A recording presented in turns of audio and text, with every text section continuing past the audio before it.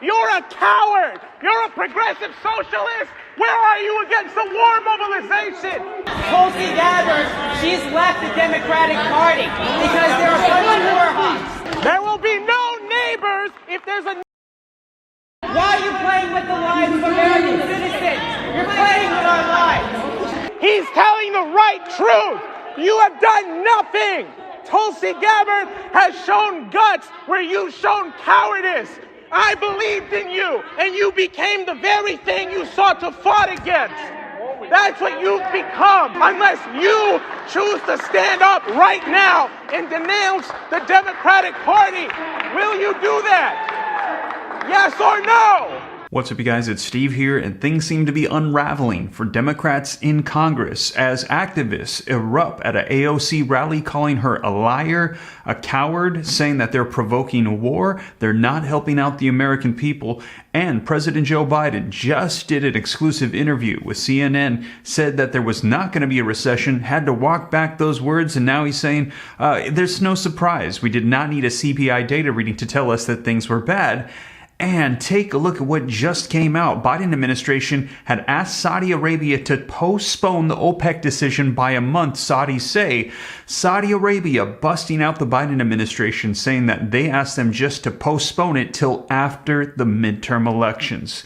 Things seem to be unraveling for the Democratic Party, you guys, as we're hearing that Republicans are likely going to be taking the House and the Senate is still up for grabs as well. And this is going to be a huge determining factor as what we see for legislation with our economy and stimulus. This is your breaking news, stimulus check update, and stimulus package update. Now, I'm going to be sharing with you the video footage so you can see it for yourself. They call out AOC, and also they say that Tulsi Gabbard, she has denounced the Democratic Party because she cannot agree with their Democratic agenda items, and we're seeing what's going to be unfolding with that. I've got video footage as to what she has to say about it, and you guys, let me know your thoughts. Are you just sick of what you've been seeing the past couple years with Democrats in full control with President Joe Biden? Or do you think that they're actually doing a good job and that things are going to be coming through here? Let me know your thoughts. I know there's been a lot of disruptions as progressives had originally promised, and President Joe Biden, $2,000 stimulus checks, child tax credits, Social Security increases, all of these things. However,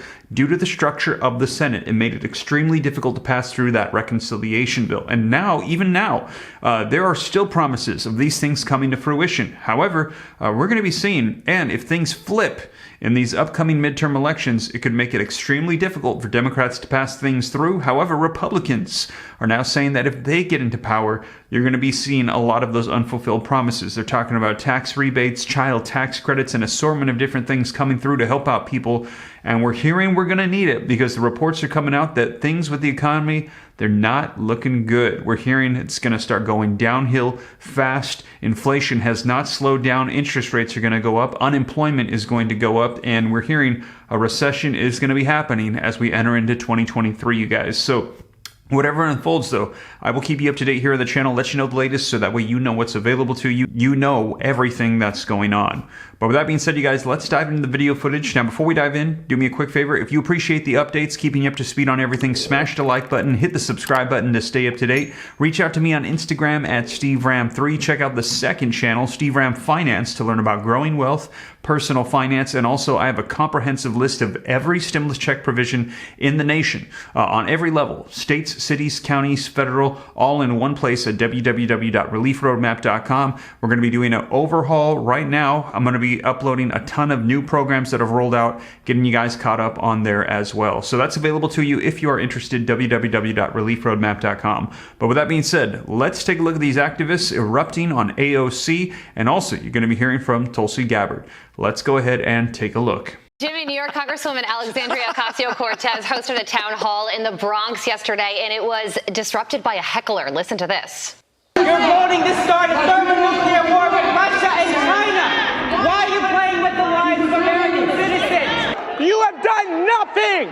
Tulsi Gabbard has shown guts where you've shown cowardice. I believed in you, and you became the very thing you sought to fight against. I'll get to the issue last. I will get to the issue. Why not right now? Because you are being rude to everyone around you. Jimmy, what do you think about that tense moment there? Well, first of all, not the biggest turnout in the world for that AOC rally. Oh my gosh. I loved that moment because it was so revealing of AOC's real truth. She acts like an outlier, like a radical, but she's just a rubber stamp for the establishment, voting for more war, financing us to the brink of what Biden called nuclear Armageddon. AOC got into Congress, went to Hot Topic, and got all the cool brands for the lapel. You know, I'm a rebel, I'm a progressive, I look out for the little guy. But what did she do for the little guy? She killed Amazon jobs in her district, turned a blind eye to the crime spike, and sent all the money that might fight it over to Ukraine.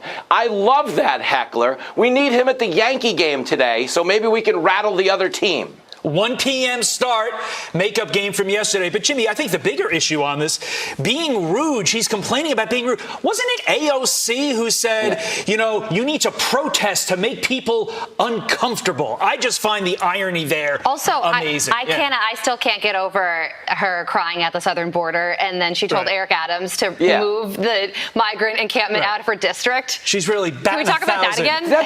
That's the point. She's a fraud. That's why those two guys are amazing. God love them. AOC is a dope. I say it all the time. It's not because of her race. It's because of her gender. It's just because she's a dope. Someone who was mentioned in those videos is Tulsi Gabbard, and she joins us now. What happened to AOC? And do you see that same kind of heat on the street when you go out and about the Ukraine war? I don't know what happened to her or what she believes in, but I hope everyone was paying attention to what those two young men were saying and paying attention to the pain and the anguish and the fear and the concern that they were expressing to their representative in Congress. The fact that she was so dismissive of them points to the bigger problem in Washington. One of the main reasons why I left this Democratic Party of today is because they have become the party of war hawks. We are literally sitting on the precipice of nuclear disaster. You hear these young men saying nothing else matters if we are all destroyed in a nuclear war that President Biden and the Democratic leaders in Congress have led us into, and they are completely failing in their responsibility, the president's foremost responsibility, to keep us safe, to keep us free. Are there any Democrats that come to mind right now that are asking tough questions about the war in Ukraine? Not a single one. I think mostly those questions come from the right. Well, what happened on the left? Not a single one. And Jesse, if you'll remember that $40 billion funding package that went to Ukraine, the very big one in the beginning, there have obviously been many since, but in that one, there was not a single Democrat in the House or the Senate that voted against it. Not a single one. I believe there was a total of 66 Republicans in the House and the Senate.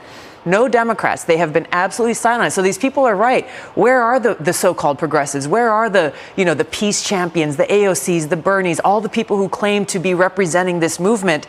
They are absolutely silent, and they are the ones leading us into nuclear war. The protesters, you don't really see a lot of protesters on the street about the Ukraine situation. Why do you think that is? I think it's because there are a lot of people in the mainstream media who are using the same parroted pro-war talking points that the Democratic Party is using and not doing their job in raising important questions about how our taxpayer dollars are being used and what are the costs and consequences to the American people for these war hawks who are leading us into World War III. You spoke recently about something, maybe it had something to do with your move away from the Democratic Party. I want to play some of that for the audience, and you can explain. What happens in our society when we have people in the highest positions of power who deny the existence of objective truth? What happens is then there is no such thing as truth. There is no such thing as reality. Truth becomes whatever the people in power at any given moment want it to be. Tell us a little bit about that.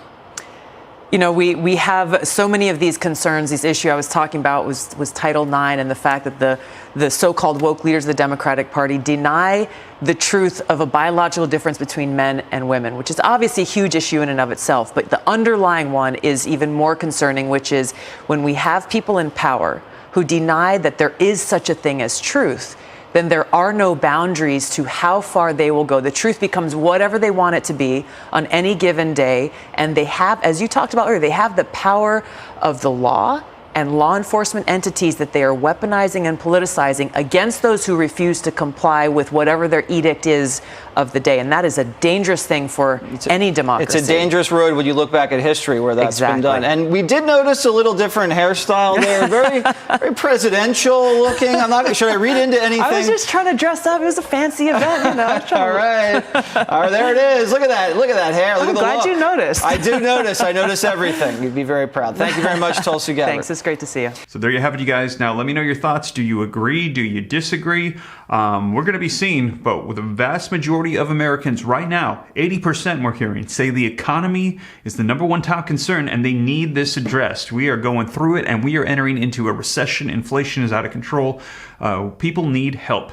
Now, whatever unfolds, I'll be sure to keep you guys up to date here on the channel, let you know everything that's available, what happens in Congress, legislation, so that way you know the latest. But with that being said, you guys, once again, thank you so much for joining me, and I will catch you in the next one. Take care. God bless. This is Steve.